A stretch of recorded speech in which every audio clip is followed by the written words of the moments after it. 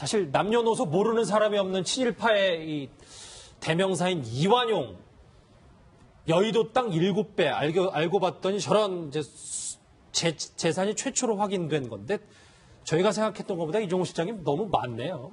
그렇죠. 사실 이완용 재산과 관련해서는 그 환수와 관련해서 한 몇 년 전에 이 비슷한 기사는 한번 나왔었습니다. 그 후손들에게 땅을 우리가 재산을 환수해야 된다라는 소송도 한번 걸었었고 그래서 그때부터 이제 이완용 재산이 얼마나 되느냐 해서 여의도 한 7배 넘었었다. 그런데 이미 거의 다 팔아서 사실은 다시 이제 그 현금화시키고 해서 그 재산이 진짜 얼마까지 그 후손들이 갖고 있느냐는 건 정확하게 따져볼 수가 없을 정도다라는 기사도 있었고요. 사실상 이 문재인 대통령이 표현한 게 있죠. 독립운동한 3대까지 흥하게 하겠다라는 건 역설적인 표현이죠. 왜냐하면 이런 말이 많지 않았습니까? 친일파 후손들은 떵떵거리고 잘 사는데 독립운동을 하면 3대까지 망한다. 이 말에 대한 어떤 그런 이 복원을 하겠다라는 어떤 의미인데 이완용 일가의 어떤 재산은 하도 이완용이라는 어떤 인물 자체가 상징이 돼서 그렇지 그 후로도 사실은 다른 어떤 그런 그 친일파들의 재산까지 합친다면 아직도 우리는 친일 청산이라는 어떤 측면에서는 멀은 것이 아니냐라는 이야기가 있죠. 저희 잠깐 비 오는 이완용 자택을 봤는데 저희 채널의 카메라가 오늘 오전에 얼마나 의리의리하고 좀 나중에 후손들은 잘 살고 있는 건지 진짜 문제는 없는 건지 한번 저희가 촬영을 해봤습니다. 예, 그런데 사실 그 후손들이 이제 재산을 좀 처분하면서 저희가 환수에 좀 어려움이 있다 이런 얘기가 있었는데 여전히 남아있는 땅들이 있다 또 이런 보도도 있어요. 그러니까 이게 친일파 재산 환수에 관한 특별법이 이제 선포가 되면서 여러 가지 이제 그 친일 재산에 대한 이제 환수 작업들이 이루어졌었습니다. 근데 문제는 이게 이제 재산이 그 사람이 계속 가지고 있는 것이 아니라 제3자한테 넘어가고 그렇죠. 이게 다들 이제 소유권 자체가 넘어가는 것이기 때문에 이걸 예를 들어서 이미 추적해서 다시 또 환수하기는 굉장히 어려움이 있는 것이거든요. 그러니까 지금 이완용의 후손들 같은 경우는 대부분의 재산들을 처분을 하고 어디 외국으로 이제 이민을 갔다든지 이런 식으로 해서 다 현금화해버린 그런 상황이에요. 그리고 또 이게 제3자한테 넘어간 상황이고 그렇다 보니까 재산 환수가 그렇게 만만치는 않습니다. 그래서 지금 현재 보면 재산이 여전히 많이 남아있는데 이 재산 자체, 명의 자체가 넘어가 버린 것이기 때문에 그 사람에 대한 또 이걸 추적을 하기가 굉장히 어려운 상황이거든요. 그래서 상당히 이제 지금 재산 환수가 어렵다고 하는 겁니다. 예. 잠시만요. 백 변호사님. 네. 어떻게 되는 겁니까? 만약에 저기 보면 전라북도를 중심으로 군산, 김제, 부안에 이완용의 땅이 좀 있고 서울, 경기에도 있습니다. 제가 이완용의 호칭은 생략을 할게요. 네. 왜냐하면 저게 만약에 제3자에게 넘어갔다. 네. 정부가 적극적으로 좀 환수를 하겠다고 하면 법적으로 그것까지 이완용이 넘긴 그 땅과 토지, 부동산들도 다시 가져올 수 있는 거예요? 그건 어렵죠.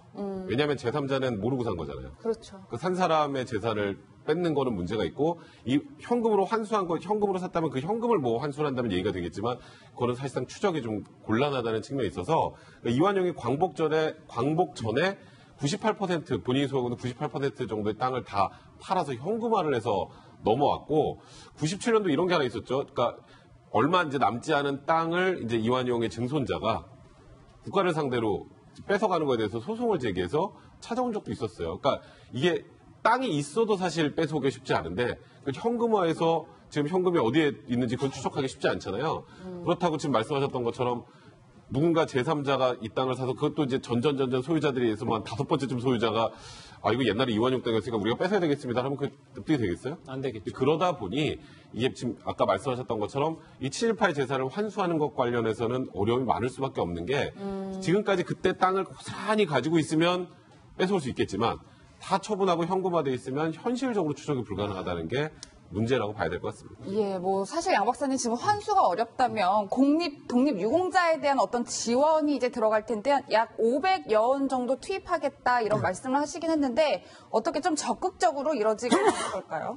좀 정리하고 넘어가야 될 부분이 있는데 여의도 땅의 7.7배는 해방 전의 이 이야기고요. 네. 현재 지금 계속해서 이제 추적을 하고 있고 2005년에 친일 반민족 행위자 재산 국가 기속 특별법이 이제 만들어졌습니다. 그래서 지금은 바로 확인되면 바로 국가 기속이 가능한 그 상황이기 때문에 현실적으로 이완용의 땅들이 확인되면 바로 국가 기속이 가능하다는 부분을 말씀을 드리고요.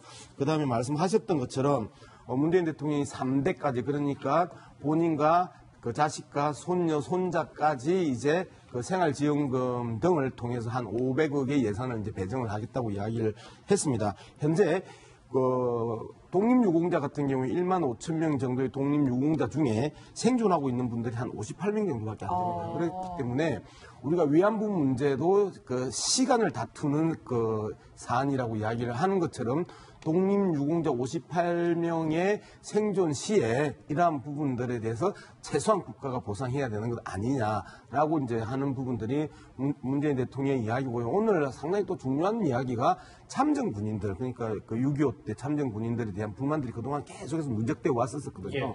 그 부분에 있어서도 참전 명예 군인들에 대한 부분에 대해서도 위로 보상금들을 인상하겠다라는 이야기를 하면서 말 그대로 국가 보훈이 그 애국의 그 기본적인 기틀이다라는 측면에 있어서 그 보훈처의 그 이 부처 격상부터 시작해가지고 문재인 대통령이 그 출범부터 계속 이야기했던 것들이 오늘 사실상 방점을 찍는 하루가 아닌가 그렇게 생각을 하고 있습니다. 문 대통령의 메시지, 공립유공자 우대, 보훈.